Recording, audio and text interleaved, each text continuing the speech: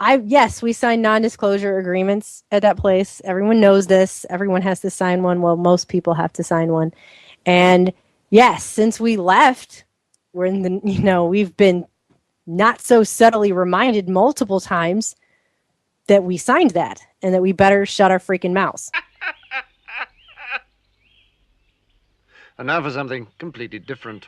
The Koch brothers, from what I've read of these meetings, put out a lot of really good information. All this sounds really great what the Koch brothers are doing. People are very much unaware of the front groups, unaware of how their thoughts are being manipulated and how their actions are actually being manipulated in many cases.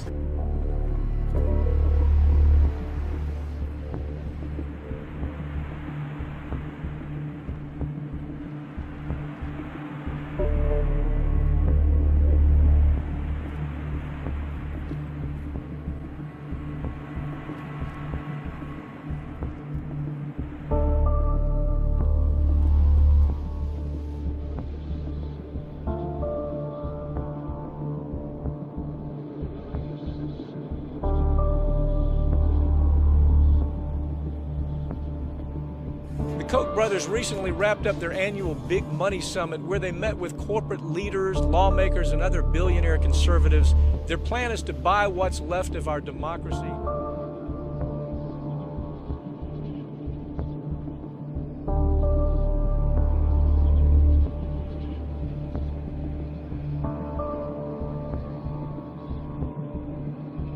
So it's not Koch brothers good guys, everybody else bad guys. It's just that I've been constantly accused of working for the Koch brothers with no evidence. And then so I go and I think, I say, well, let me really research the Koch brothers. And so it becomes kind of a little pet project as I do in research. And I discover that they're anti-Agenda 21. They have, quote, secret meetings with conservative leaders. And they sneak out the audio, and it's, how do we defend the Second Amendment? How do we defend the family? How do we keep America competitive? How do we reverse offshore?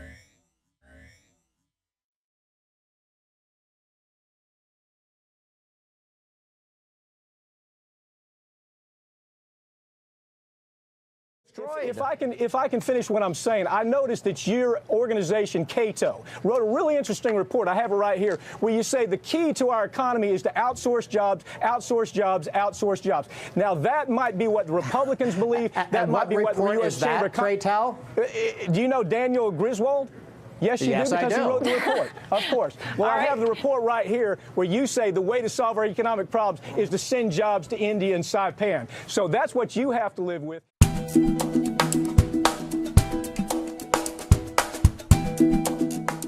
The trade deficit sounds bad. Every time a news reporter talks about the trade deficit rising, there's a collective groan. Oh, no, it's bad. Or if it falls, we say, whoa, that's really good news. It sounds like we're losing something. It sounds like something must be repaid. And it's one that I'm sorry to say is shared by more than a few economists who don't think seriously about trade. Actually, a lot of economists don't think seriously about economics. I think this view is completely backwards. A trade deficit never, ever, ever is a cause of economic harm. It always improves the economy.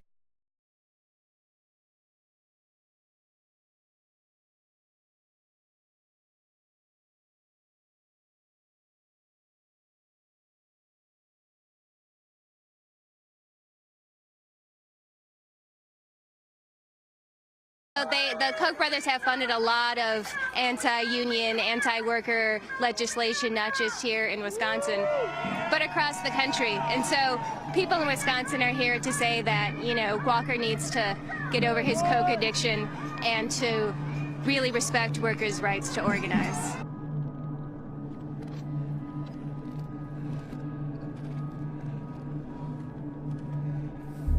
I think this view is completely backwards. A trade deficit never, ever, ever is a cause of economic harm. It always improves the economy.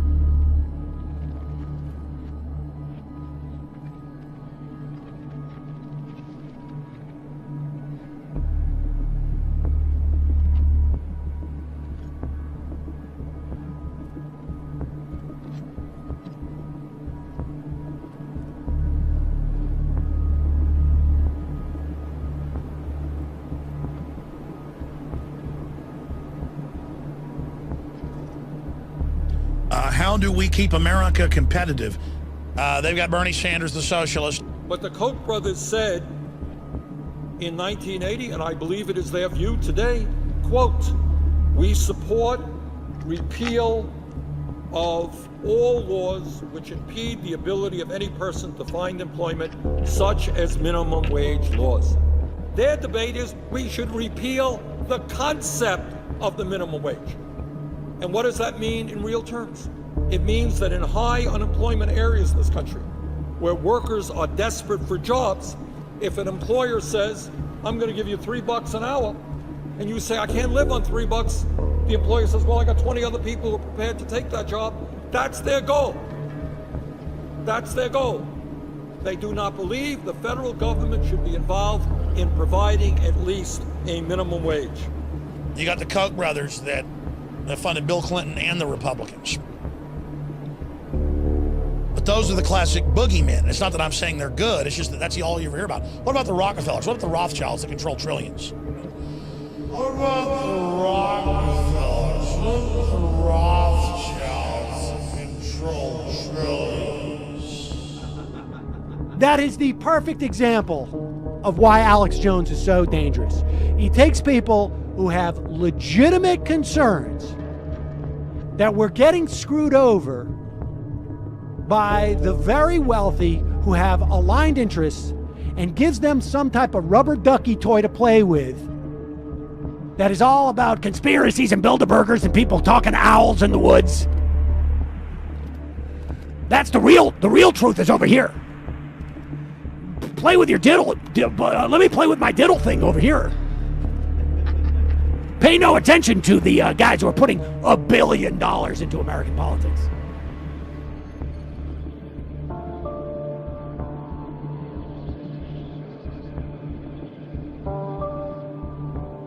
My reaction is God bless the Koch brothers. They're fighting for our freedom.